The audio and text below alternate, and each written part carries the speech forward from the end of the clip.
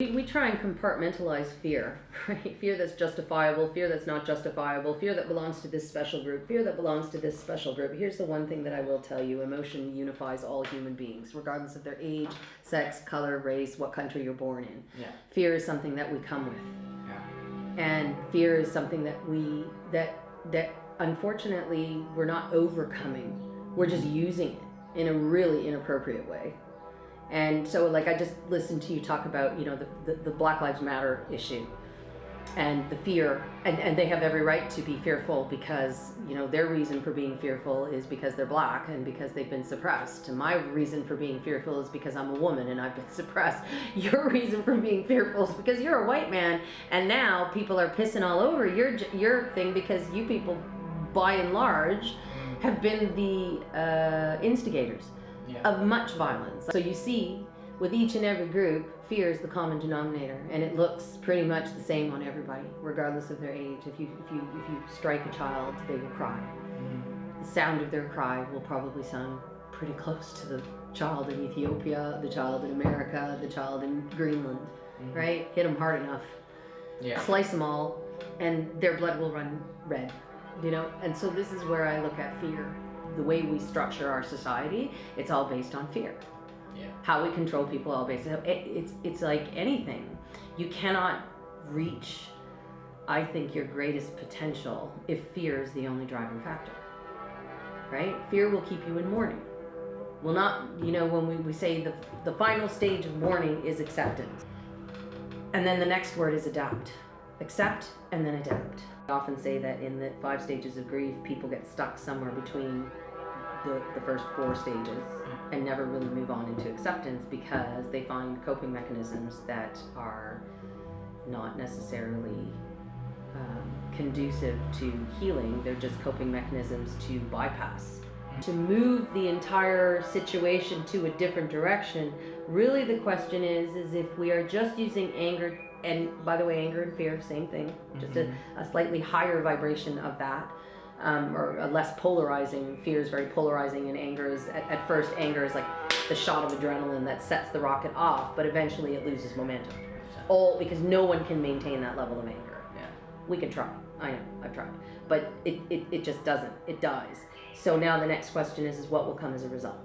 Because often the riots get deferred by gunshot, by military coming in, so more suppression, and then going back into what's the first thing we do when we're exhausted? We seek for what we know. And if what we know is the fear program, then that is exactly what we're going to go back to. You know, there's a transition in anything in life, and during that transition, you know, even if you take a look at a wave, right? Yeah. It's tumultuous until it hits the shore and just kind of, and then create certain designs in the sand. But not before you've had that, right? So human emotions are very much the same way when we're talking about fear. That's a big thing. You can't avoid fear.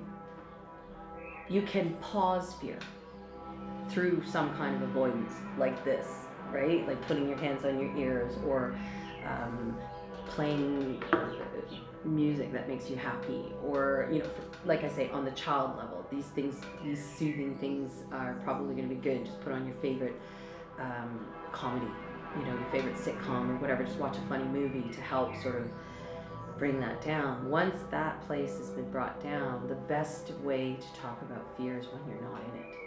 The best way to examine fear is when you're not in it. When human beings stay in the denial stage their entire lives, they end up dead from cancer or a heart attack or a stroke or mental insanity or insomnia or liver disease or drug overdoses, or like there's a one way to go from denial, so never having felt anything. Now that to me is denying your right to experience why you came here in the first place. To be a human being is to be an emotional being, to being a heart-focused being, to be able to connect to the world. You don't connect to the world here. You do superficially.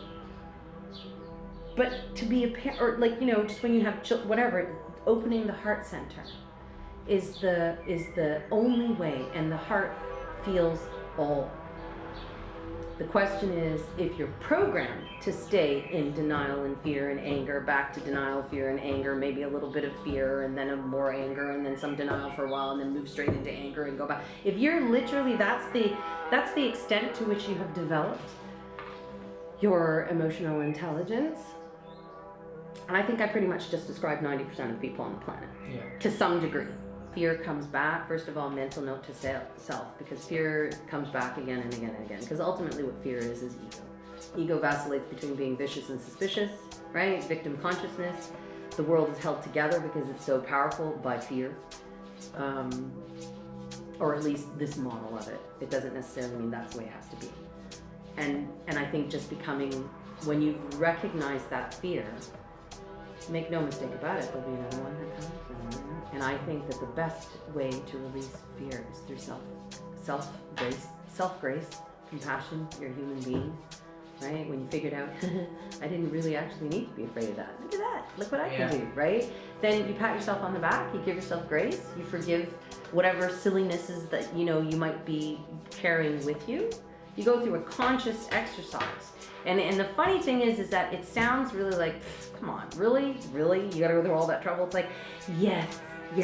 Go through all that trouble before you're 18 years of age and watch the kind of world that we will begin to have. People who move into power. People who are able to love themselves and who are able to forgive themselves are truly able to love and have compassion for others. Power is not having control over others. Power is having control over yourself.